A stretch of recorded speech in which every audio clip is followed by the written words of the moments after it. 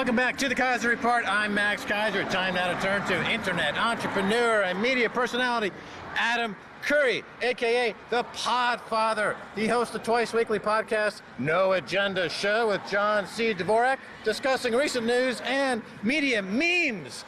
Welcome to the show, Adam Curry. And congratulations on over 1,000 episodes, Max. Well, you're the Podfather. You're a guy who's been involved in media, going back to MTV, on the cutting edge of media, new media, alt media, meme media, podcasting. So let's get into some of these meme wars and get your take on it. From Pepe the Frog to the bad hombre to Putin on horseback, this election was all about memes. It's the first 4chan election.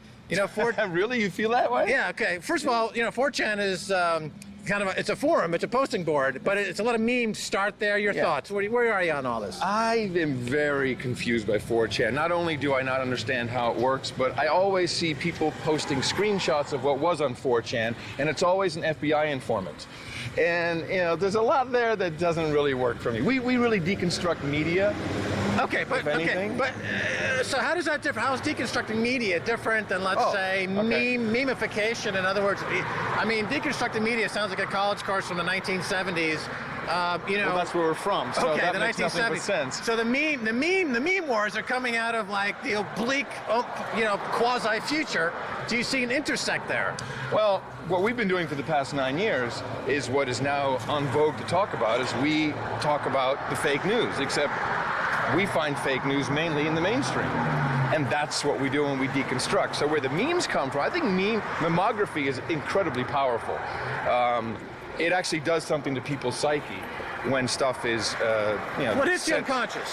I think it's in a lot of ways. I think it works. I think it's very unconscious. In the old days, you talked about subliminal advertising, hitting the unconscious. Oh, the mammography is incredibly powerful, and I'm quite convinced that there are many, such as we've talked about, fake news factories. There's mammography factories that people pay to come up with crappy memes about opponents or opposing countries or whatever. Right, because it has the ability to sway people's thoughts. And now, in this election, do you think it's fair to say that this mammography and meme war was as big a factor as some are saying it is?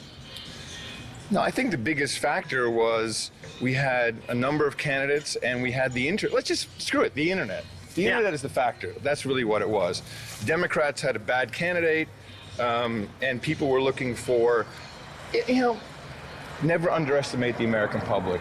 They're dumb. Well, look, but we're Obama, not that dumb, because at a certain point we want something real. You talk about the internet. I mean, certainly Barack Obama was a result of the internet, social media, raised a lot of money on social media. Bernie Sanders used social media. Well, just to process credit cards. Yeah. I think they talked a big game, Obama, White House, and certainly, careful, Stacey. Whoa.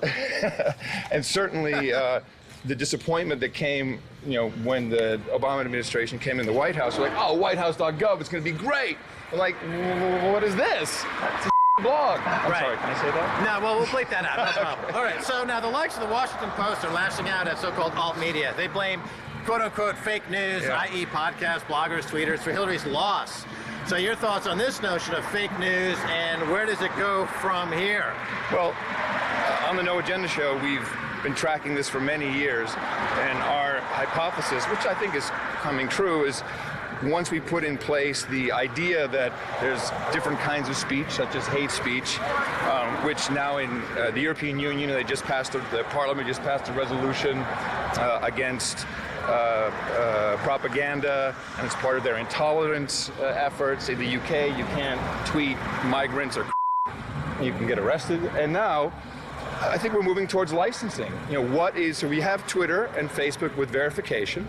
I can't get verified, by the way. They won't verify me. I don't know why. I don't care. I don't want it now. Mark with the beast. But that's step one. You're verified. I'm not verified either. Therefore, I have plausible deniability. Nothing I tweet can actually be me because I'm not verified. Very good point. Very good point. I'm happy to hear you're also not verified. I'm not verified.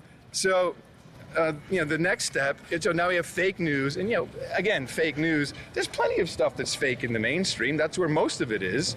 But fake news is going to be a category, and the ultimate step is licensing. You want to be a journalist? No problem. You have to be licensed. In the EU, they're going to pay for education of journalists. You make a good point there about licensing and fake news, because they say that journalism is the first draft of history, and it's full of stuff that later is rewritten or written out or revised or revisited, and it's not necessarily fake news. It's just that you're on the ground. Let's say you're in a war zone, you're reporting. There's the fog of war or the heat of the moment, and a lot of times it's not that accurate. But what you're saying, and I think it's a good point, is that it's setting us up for this intrusive, pervasive licensing scheme, which is more about censorship than anything else. Yes, except it's just a friendly way of making it feel good to everybody, and that's why we registered a long time ago, podcastlicense.com, so you can actually get a licensed podcast through us. We are an official licensing agency. So just like the Patriot Act was basically a bogus way to introduce 24-hour surveillance based on a lot of fake terror threats. Fake news is a very, very obvious step because, I mean, look, I've been interviewed by almost every publication you can think of, New York Times. You read the interview, well, that's wrong. That's just factually wrong, incorrect. Is it wrong? Is it fake? Whatever you want to call it. Journalism isn't always right. It just never is, really. The truth has multiple sides, I guess. Now let's talk about your podcast for a second. No Agenda. You do it, John C. Dvorak. Yeah. It's a podcast I've been listening to for quite some time. It's been out there for a while. It's how would you describe deconstructing media? Because that's slightly different. Just talk about your podcast for a second. How's that different than what we're talking about right now? So we're now it's our 9th year, and it really started just as us talking on Skype. When I was living in London, he was in San Francisco. We don't really like each other, certainly not back then. Sometimes that can make a great podcast, though. I think so. And we also, we're both media guys, so we have a lot of years combined experience in television and radio, and I think we're both more radio guys than TV guys at heart. And we had a couple of objections to the way programming is done. One is like the pre-interview. So we don't talk to each other the whole week. We do not talk. We barely email. I don't know what clips he's bringing. I don't know what he doesn't know what I'm bringing. We sit down. We start talking. So it's pretty raw. Absolutely. And then it's very entertaining. It's very good. I suggest anyone. No Agenda is a podcast. Adam Curry, you remember him from MTV, and he's a media juggernaut going back 20, 30 years. He's a fantastic man in American media history. Now, fake Pizzagate news that leads to the guy self-investigating alleged pedo ring in the pizza joint in D.C. versus this is terrible because we're on a downward slope. You're already 6'5", and now we're on a downward slope. We have to now get over there because I look like a dwarf now. That's completely incorrect. Now, all right. So versus fake yellow cake news that leads to an army destroying the nation of Iraq. Or how about the babies being thrown out of the incubators? Remember that gambit? Oh no. That was a daughter of Hill Knowlton, who stood up there and said, the Imperial Guard is throwing the children out of the incubators, and it was a total fabrication. What's worse, the fake Pizzagate or the fake yellow cake? Well, Pizzagate is a different issue because without a doubt there's a high correlation between, let's just call them elites, but government, going back to Franklin, if you look at the Boys Town documentary, in government there's a lot of pedophilia. There's no doubt about it. You're talking about the UK government? Well, forget the UK. I mean, Jim fixed it all right. So, there's a lot going on in these circles, and they just rounded up a big ring. I don't know why they call it a ring, but a big group of pedophiles in Norway. And it was politicians, teachers, law enforcement.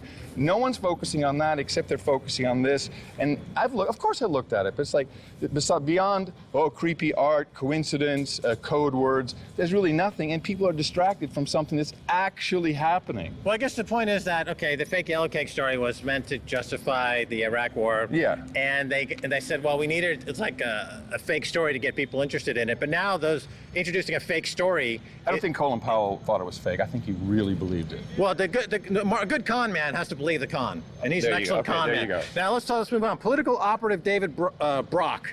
He seems to be leading the fight against the alt media and believes he can start a Breitbart of the left. Okay, can the swamp creatures fight back using the tools of the resistance, as it were? I've been saying this for a long time. I would like to be a shock left, anti-Rush Limbaugh in America, but nobody will give me a voice in America. Well, first is it possible? They tried that. Was it Air America? They tried to do a complete leftist network, didn't work. But ultimately, I've read a lot of the works of professor from Harvard, Theodore Kaczynski, and his Industrial Society and its Future spells out very clearly why all this technology, all this communication that we do with each other, we're not geared for it, and it's not going to end well. Meaning what? Well, technology is actually bringing us, poverty and horrible things. What is Uber, really? It's putting a lot of, people out of work and money that is going to flow in different directions. The same with Airbnb. I mean, all kinds of things. Technology is, and I think Silicon Valley is waking up to it. But a lot of the stuff that's being created for their benefit, which gives some groups, some cool stuff to play with, is hurting us severely. Right, so you're saying that the technological divide is increasing the economic No, divide. Technology itself is the problem. The technology itself? itself. Okay, so... And I'm not a Luddite, but technology itself is the problem. Well, that's a good point. So you're not a Luddite, you're not anti-tech, but No. the nature of this tech is creating economic duress. In a lot of ways. Through many ways, and it's making people very ill because we do not know how to have this type of constant communication with each other.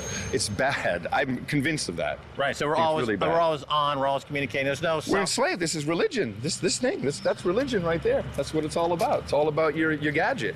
Right, so this is, okay, my God, just thinking about this, I'm panic-stricken right now. You have a limp all of a sudden. I don't know what to say right now. Okay, the Podfather, he's rocking my world. All right, now let's talk about podcasting. You're known as the Podfather. Yes. In the mid-2000s, of course, it was a lot of hype. But there's a lot of independent podcasting at that time, and Yes. now we've got a lot of corporations doing it, and they're jumping in. It's become kind of mainstream. Did Right. it live up to its promise? Where are we in that cycle? So when it originally came to life, and that was with Dave Weiner, who did all of the RSS, and he's been instrumental on the technical side. I truly hope that we could change the advertising model. And what I discovered also with the rise of Facebook and Twitter is that it's never going to change, and advertising ultimately does not work on the internet. It may look like it works, but if you have the Super Bowl, you got 3 hours, you have 3 hours to fill. You create a scarcity, a false scarcity. You're the macro guy of the universe, so you understand why Facebook has no scarcity. So the ad prices have to come down eventually, and there's no measurement. No one agrees that this is Nielsen for podcasting. But they're saying Facebook is saying they are running into scarcity because they're running out of the population of planet Earth. They're coming in at 1 billion users a month. Well, there you go. It's the same problem. It makes no difference. But advertising in general. This year brand advertising is important, but in order for us to do our show, the only way we could do it is purely listener supported. And we call our listeners producers for the reason that they give us financial means, they do clips, they do all kinds of real production work. That's a real community of people making a program. And John and I we can feed our families, and we're quite happy, and then we grow a little bit every year. Sometimes this has been a bad year because you talk about something the media said unfairly about Trump, people immediately like, oh, you Trump lover, and they're out. So that definitely hurt. All right, the Podfather, Adam Curry, thanks for being on the show. Anytime, Max. All righty. That's going to do it for this edition of the Keiser Report with me, Max Keiser, and Stacey Herbert. I'd like to thank our guest, Adam Curry, the one and only. If you want to find us on Twitter, it's Keiser Report. Until next time, bye, y'all.